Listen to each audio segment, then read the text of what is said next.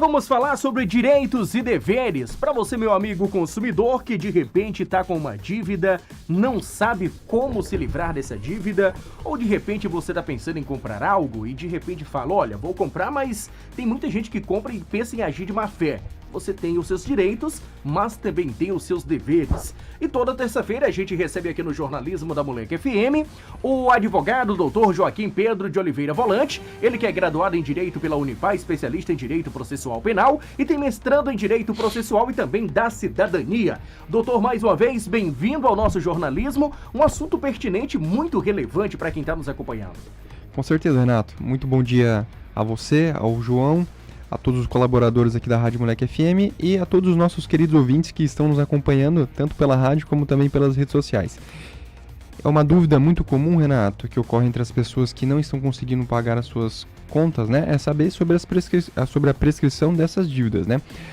Segundo pesquisa divulgada pela Serasa, as famílias brasileiras estão altamente endividadas, né? Cerca de 64 milhões de pessoas, né, possuem algum débito em aberto no momento. Sem o pagamento, evidentemente, o nome do devedor vai parar no cadastro de maus pagadores, né? Ou seja, será negativado, acarretando uma série de consequências prejudiciais a essa pessoa. E para ter o nome limpo, só existem duas alternativas, ou fazer o pagamento da dívida ou aguardar pela prescrição. Agora tem aquela pessoa que de repente fez uma compra no cartão de crédito. Vamos dar um exemplo aqui bem simples. Deixou de pagar o cartão de crédito. Acumularam ali 2, 3, 4 anos. E essa dívida deixa de existir após um curto ou longo prazo? Como é que essa dívida fica? Ou ela vai aumentando com o passar do tempo o valor devido? Então, a dívida não deixa de existir, Renato. O credor, ele simplesmente perde o direito de fazer a cobrança via judicial, certo? Ele não poderá acionar o Poder Judiciário para receber a dívida. Somente poderá fazer a cobrança de forma administrativa e de forma respeitosa, né? Pois o Código de Defesa do Consumidor não só proíbe, né, mas como atribui condição de crime qualquer cobrança que seja considerada vexatória ao devedor. Entende-se por cobrança vexatória qualquer situação ou de intimidação ou humilhação durante a cobrança de uma dívida. Nesse sentido, o consumidor não pode ser exposto, né, ou ameaçado a realizar o pagamento, nem incomodado fora do horário comercial ou ter sua vida pessoal, no caso, afetada por conta da exposição indevida dessa dívida. Mas a prescrição, deixando bem claro que não é que a dívida é quitada, enfim, ela deixa de existir. Simplesmente o credor dessa dívida não vai poder fazer a cobrança na via judicial. Entendi. Doutor, o senhor falava agora há pouco, por exemplo, de cobranças indevidas. Aquele consumidor está devendo uma determinada dívida para uma determinada empresa. Daqui a pouco essa dívida já acumulou há algum tempo e é levada até uma assessoria de cobrança. E aí essa assessoria passa a ligar depois das 20 horas, no final de semana. É caracterizado como uma cobrança indevida, já que não é em horário de expediente comercial? Sim, Renato. A cobrança fora do horário comercial é considerada uma cobrança indevida e pode ser feita a reclamação através do PROCON da cidade, né? Ou a pessoa que se sentir lesada pode ingressar com uma ação judicial pleiteando uma indenização e pleiteando que pare essa cobrança fora do horário, fora do horário comercial ou outras circunstâncias que estejam incomodando a pessoa. Então, assim, não é proibido cobrar, evidentemente. É direito do credor fazer a cobrança, mas a cobrança, ela não pode ter ameaça, nem ter intimidação e tem que ser dentro do horário de trabalho. E não pode ser divulgada para terceiros, enfim, colocar uma exposição do devedor, uma exposição indevida, como uma situação ridícula, né? Por exemplo, postar no Facebook, fulano tá devendo e tal, não paga, caloteiro, são coisas que expõem o consumidor ao ridículo. Então essas situações são proibidas, né? O consumidor que for lesado através dessas circunstâncias aí pode tanto procurar o PROCON para notificar essa empresa ou ir também ingressar com uma ação judicial para que a justiça proíba a empresa de fazer essas cobranças aí fora dos padrões legais e até mesmo pode ser fixada uma indenização. Ligações excessivas também por parte desse credor é caracterizado como uma cobrança indevida? Mesma situação. Ok, doutor, e quais os efeitos dessa prescrição em relação à dívida? Então, só para deixar claro, né, a prescrição, então, assim, deixando bem claro, não é que a dívida deixa de existir. Simplesmente o credor, né, aquela pessoa que tem o direito de receber, como para exemplificar, o dono da loja, o dono da empresa, né, que a pessoa comprou e não pagou, simplesmente ele vai perder esse direito de ir até o Poder Judiciário e fazer essa cobrança forçada, entendeu? Que no Judiciário corre como que a gente chama, como se fosse a gente usa esse termo, né, uma execução forçada, porque evidentemente se a pessoa não pagar, vai ser compelida a pagar, enfim, e pode ter os seus bens penhorados caso não haja o pagamento. Então, se ocorrer a prescrição, o credor ele não vai poder acionar o Poder Judiciário. Então, não vai poder acionar o patrimônio do devedor caso ele não faça o pagamento. Existe um ditado, Renato, no meio jurídico, que diz que o direito não socorre a quem dorme, entendeu? Ou seja, aquela pessoa que não é diligente, enfim, que não corre atrás do seu direito, pode acabar por perdê-lo. É o que ocorre nesses casos aí de prescrição. Mas, enfim, tratando especificamente dos efeitos da prescrição, então o principal efeito a partir da situação da prescrição é o nome ser retirado. O próprio Serasa, ele calcula o prazo de prescrição e quando atinge o prazo prescricional, o próprio Serasa ou os órgãos no caso os cadastros de inadimplentes, eles mesmos fazem abaixo automaticamente, entendeu? Então eles já fazem abaixo. Então, em tese, o principal efeito da prescrição é que a pessoa, ao menos em tese, volta a ter um nome limpo. Porém, apesar da dívida não mais aparecer publicamente, né, nos cadastros de malpagadores, as instituições bancárias, especialmente na verdade as instituições financeiras como um todo, possuem suas próprias listas de inadimplentes, com dados fornecidos pelo Banco Central, como o Sistema de Informações de Crédito, conhecido como SCR-Bacen. Assim, ainda que haja prescrição, como eu disse, a dívida continua existindo, né?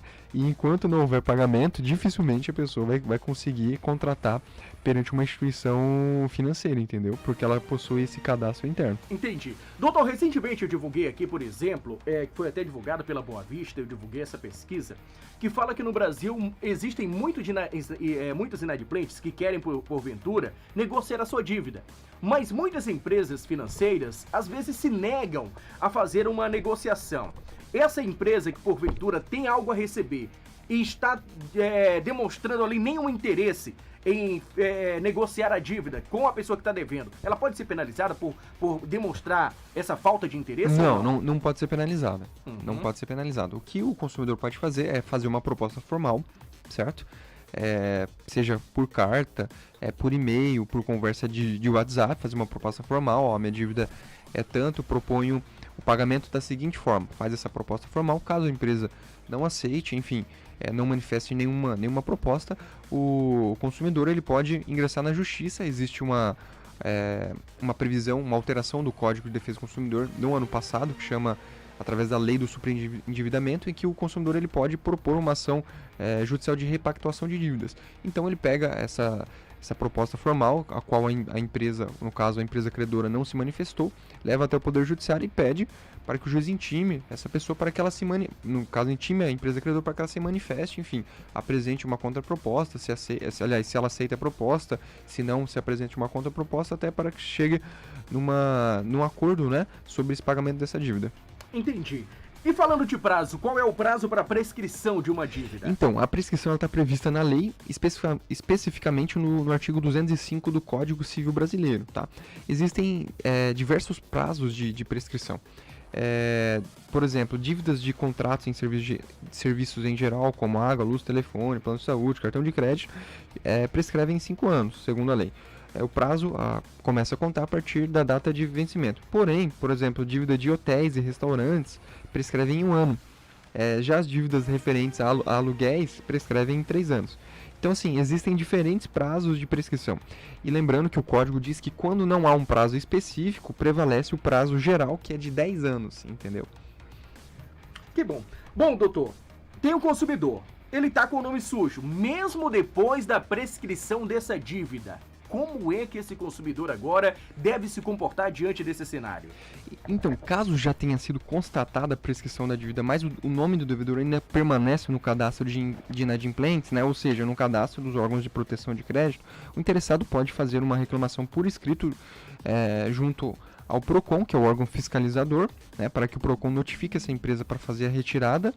Se for o caso, o consumidor também pode, não sendo atendida, né, na via administrativa, através do PROCON, caso não seja resolvido, o consumidor pode ingressar com uma ação de reparação de danos morais perante o Poder Judiciário e pedir que o Poder Judiciário, através de um juiz, expresse uma obrigação de fazer, né, para que essa empresa faça a retirada. Mas lembrando que geralmente, Renato, os próprios órgãos de proteção de crédito, Serasa, SPC, eles calculam esse prazo e quando eles mesmos constatam a ocorrência de prescrição, eles já fazem a baixa automática, independentemente de notificação da empresa credora, entendeu? Então vamos imaginar que determinada dívida prescreve em 5 anos, quando atinge os 5 anos, geralmente o próprio Serasa já faz essa baixa automaticamente. Mas se não, enfim, claro que a obrigação de baixar seria da empresa credora, né, em informar que houve a prescrição. Mas caso não faça, o consumidor tem essas duas opções.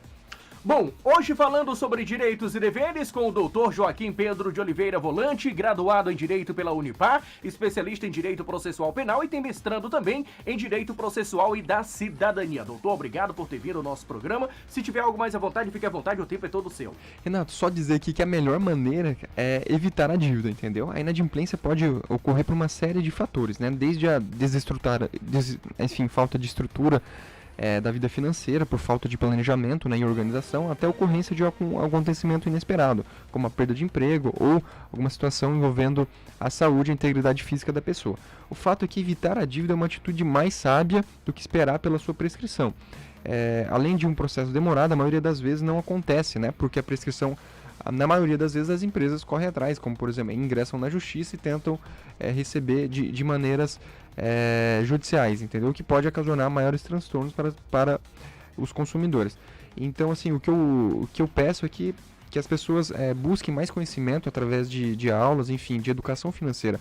No meu ponto de vista, Renato, eu acho que deveria ser uma matéria obrigatória até mesmo pro ensino médio, entendeu? Obrigação financeira, porque nós estamos, como eu já te disse, segundo os dados aí do Serasa, nós estamos com quase 64 milhões de pessoas com o nome sujo, entendeu? Ou seja, quase metade da população, isso segundo o Serasa. Tem alguns outros índices oficiais que apontam que mais da metade da população já está ou já esteve com o nome sujo nos últimos 3 meses, entendeu? E hoje ter um nome limpo é algo realmente importante, então, porque assim, se tiver um nome restrito, não tem como comprar, né, doutor? Exatamente. E o primeiro passo é a organização, entendeu? E a pessoa só consegue organização fazendo esse planejamento, entendeu? Então, assim, quem tem condição, procurar, né, ter acesso, tem hoje na internet, é possível, através mesmo das redes sociais, é possível ir atrás de aulas de educação financeira, como a pessoa pode organizar as suas dívidas, enfim, suas despesas pessoais e cuidar da sua vida de uma forma tranquila, né, sem maiores preocupações. Bom, doutor, mais uma vez, obrigado por vir ao nosso programa. Agradeço. Espero o senhor na próxima terça-feira aqui pra gente falar de algo importante. Doutor Joaquim, que sempre que vem aqui a gente fala de algo relevante, de assunto que é realmente importante. Ele que vem como nosso convidado, a gente convida ele vem de forma espontânea, dar orientação para quem realmente precisa. Com certeza, eu agradeço o convite da Rádio Moleque FM e gostaria de desejar aí um grande abraço, aí uma ótima semana a todos os nossos queridos ouvintes. Conversamos então sobre direitos e deveres.